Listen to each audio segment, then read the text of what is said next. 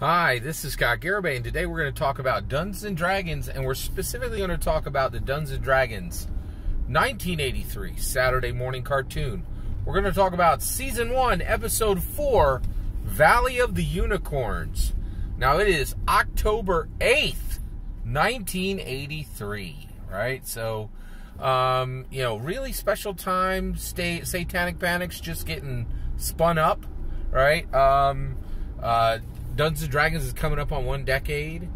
And so we jump right in, and what's happening is that Uni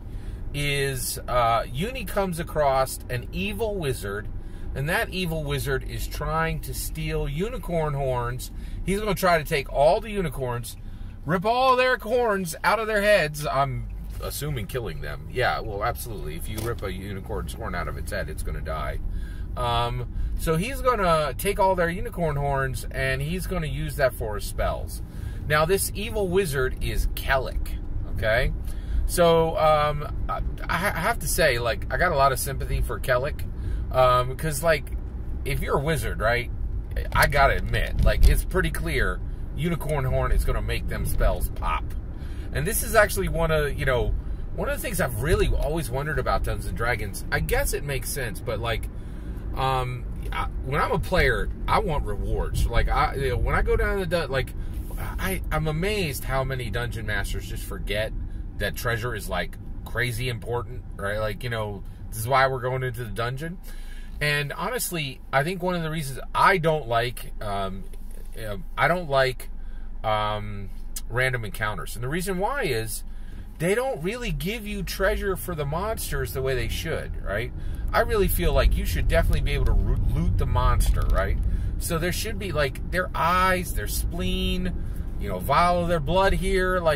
You should be able to get 50 gold piece out of any unusual monster you take down, right?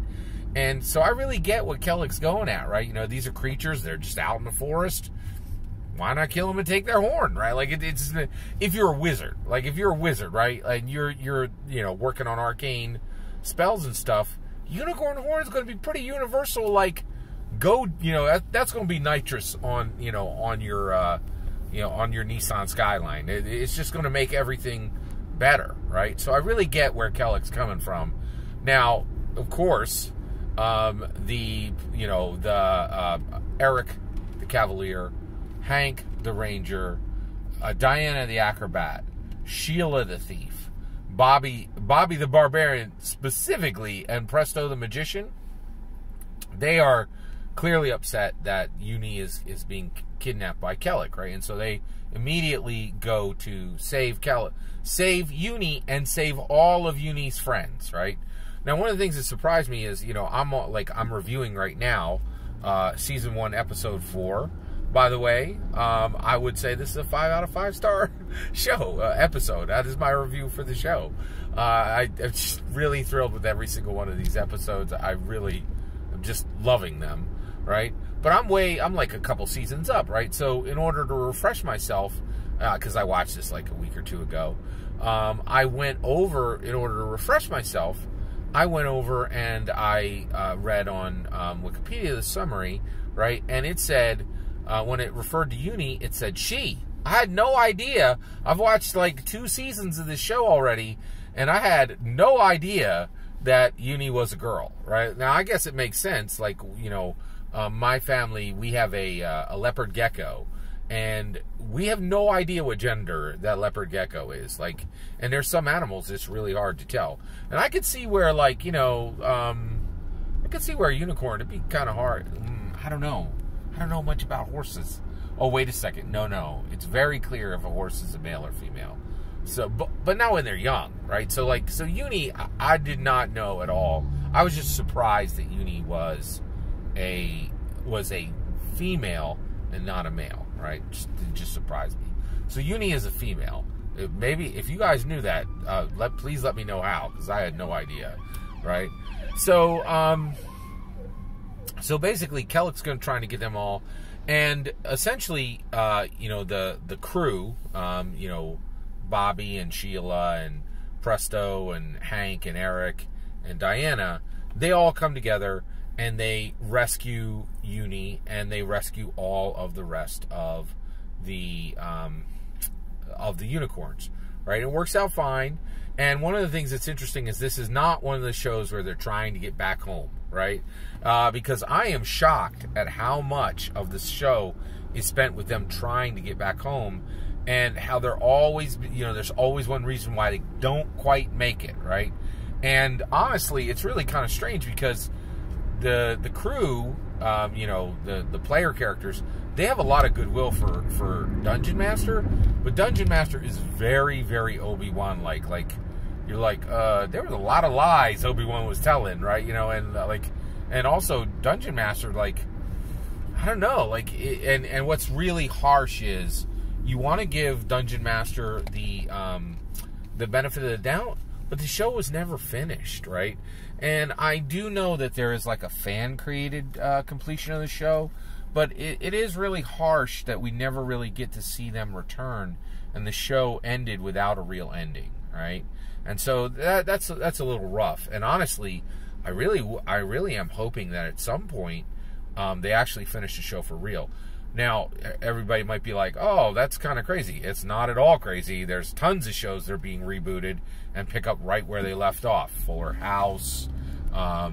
We got extra seasons of Star Wars Clone Wars. And so, the 1980s Dungeons & Dragons cartoon could absolutely be picked up and could do well again.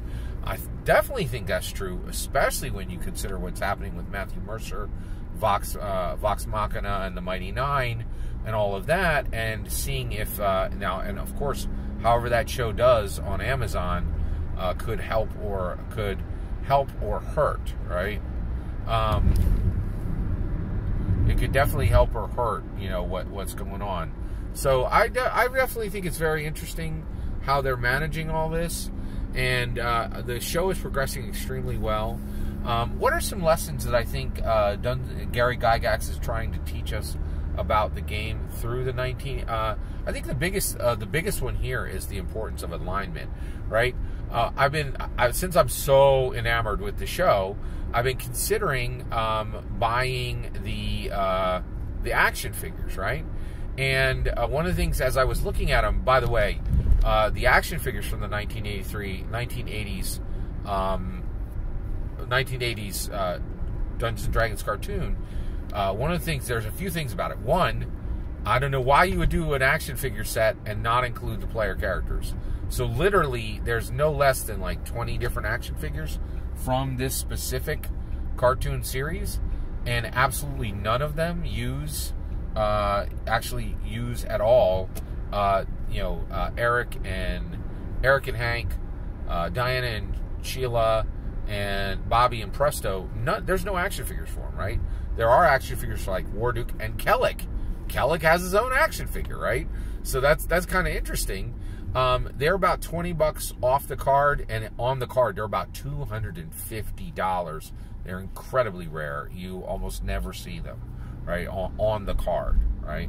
So one of the things that I think is really interesting about the action figures is literally in the high left corner of the action figures, it says good action figure or evil action figure. Like, it just says it so plain. It doesn't mess around with like lawful, neutral, chaotic. It's just like good, evil, bang, right?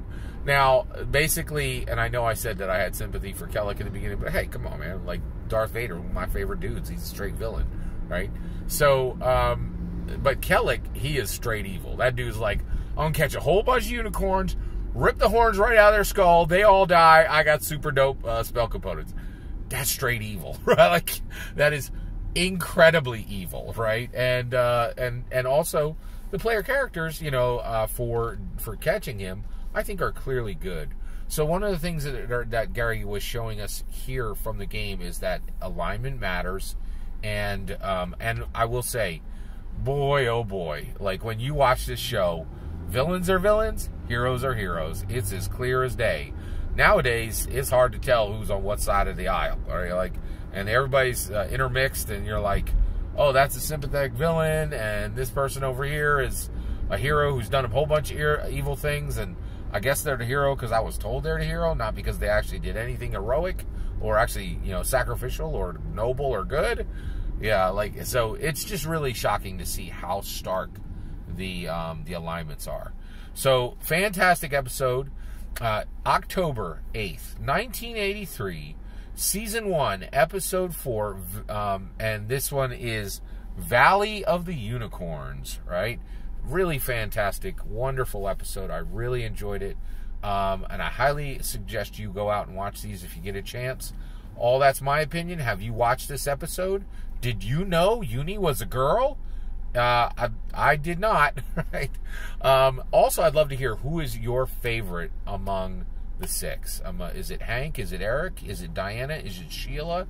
Is it Bobby? Is it Presto? I'd love to hear your thoughts. Let me know in the comments below. Please consider liking and subscribing, and have a wonderful millennium.